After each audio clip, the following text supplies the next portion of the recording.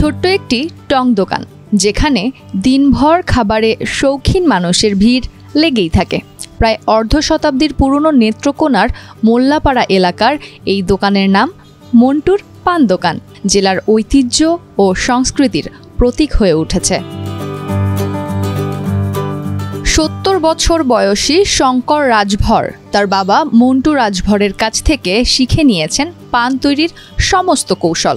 বাবার হাতে প্রতিষ্ঠিত এই দোকান চালু রাখতে প্রতিদিন সকাল থেকে গভীর রাত পর্যন্ত পরিশ্রম করেন শঙ্কর। স্বাধীনের পরে আমার আব্বা উনি প্রতিষ্ঠিত করে চলে গেছেন।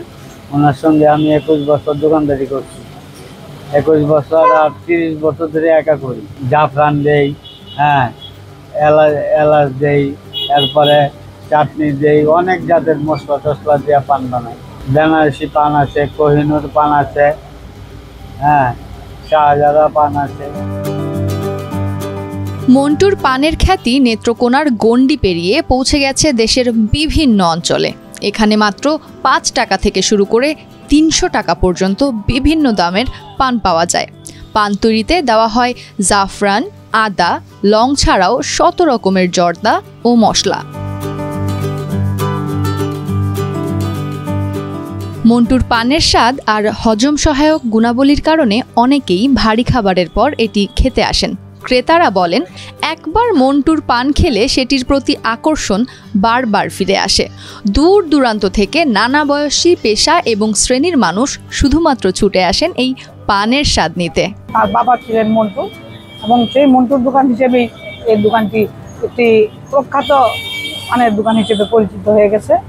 যা এখানে আসলে পরে, পান খেলে পরে বুঝতে পারে এক একজন যে এটার স্বাদটা কীরকম। ছোটো থেকে বড় বিভিন্ন বয়সী মানুষ এই পান খেতে আসে আনন্দের সাথে। মন্টুর পানের সঙ্গে জড়িয়ে আছে অসংখ্য স্মৃতি এবং গল্প। নেত্রকোনার মানুষের কাছে এই পান কেবল একটি খাবার নয়, এটি তাদের সংস্কৃতির প্রতীক।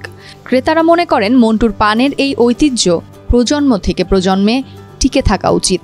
এটি শুধু নেত্রকোনার ইতিহাস নয়, বরং দেশের খাদ্য সংস্কৃতির একটি গুরুত্বপূর্ণ অংশ। পানের স্বাদটা ভিন্ন রকম। আর আগে বিভিন্ন জায়গায় পান খেয়েছি, কিন্তু এটার সাথে মিল নাই। এটা আসলে একটা অতুলনীয় স্বাদ। ঐতিহ্যবাহী মন্টুর পান ইতিহাস, স্বাদ এবং মানুষের ভালোবাসার এক অদ্বিতীয় মেলবন্ধন। শঙ্কর রাজভরের যত্ন এবং পরিশ্রম এই ঐতিহ্যকে জীবিত রেখেছে। এই দোকানটি শুধু একটি পানের দোকান নয়, বরং স্থানীয় মানুষের আবেগ এবং স্মৃতির প্রতীক।